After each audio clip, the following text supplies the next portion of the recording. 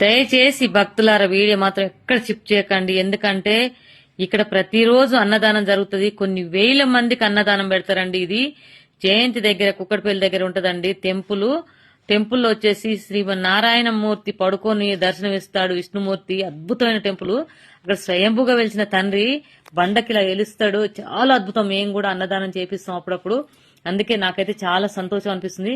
కానీ అక్కడ ఏంటంటే కొన్ని వేల మంది భోంచేస్తారండి. రోజు కొన్ని వేల మంది.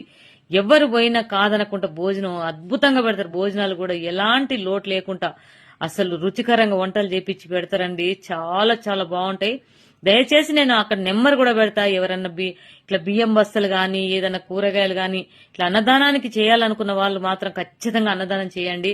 అక్కడ చాలా మంచిగా ఉంటది. ఎందుకంటే సాక్షాత్ విష్ణుమూర్తి అక్కడ పడుకొని దర్శనమిస్తాడు కాబట్టి చాలా మంచిగా అనిపిస్తుంది భక్తులారా.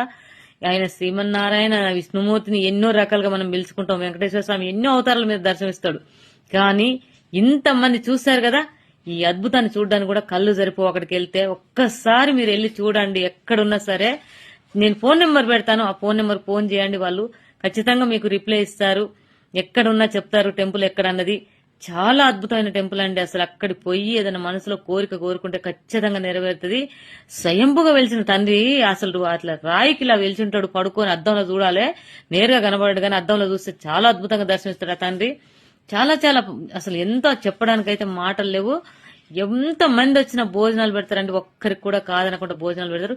కానీ మామూలుగా 100 మందో 200 మందో 400 మంది 500 మంది కాదండి, 1000 మంది వచ్చి భోంచేస్తారండి. ఒక్కసారి చూడండి మీరు.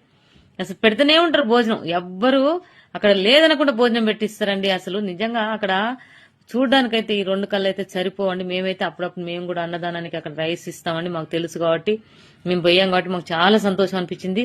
కానీ నాకు అక్కడ మన చేతులతో కూడా ఇంకోటి ఏంటంటే మన చేతులతో కూడా మనం అన్నదానానికి పైసలు చేతికి ఇవ్వకుండా పర్లేదు. బియ్యం గాని ఏదైనా కూరగాయలు గాని ఇట్లా ఏదన్నా తినే వస్తువులు ఏదైనా ఇచ్చినా సరే మంచి వంటకు సంబంధించింది ఇస్తే అవి వండి పెడతారు. కానీ మన చేతులతో మనం కూడా అన్నదానం చేయొచ్చు.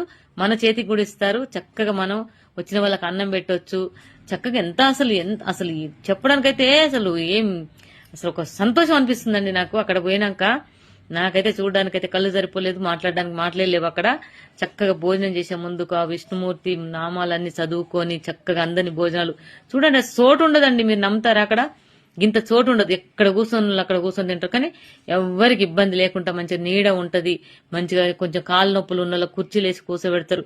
అక్కడ అమర్యాద కూడా ఉందండి. చాలా కాళ్ళ నొప్పులు ఉన్న పెద్ద వయసు వాళ్ళను కుర్చీలు వేసి కూర్చోబెట్టి మంచిగా చక్కగా ఆడికొచ్చి కూడా వడ్డిస్తారు.